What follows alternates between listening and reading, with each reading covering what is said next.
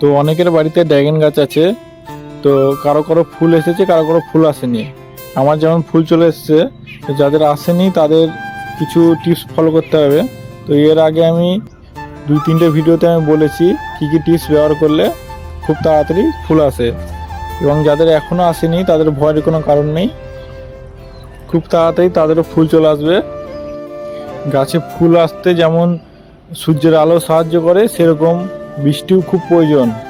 এখন 2-1বার বৃষ্টি হলেই, বৃষ্টির জল ড্রাগন গাছে পড়লেই তার 2-1 দিনের মধ্যেই ফুল চলে আসে। তো এই ভিডিওটা অনেকে দেখছো, তো যাদের ফুল এসেছে একটু কমেন্টের মাধ্যমে জানিও। এরপরে ফুলগুলোর কী কী পরিচর্যা করতে হবে সব সময় মতো বলে দেব। তো আজকের ভিডিওটা আর খুব একটা বড় করছি না, তো কারো কোনো অসুবিধা হলে কমেন্টের মাধ্যমে জানিও।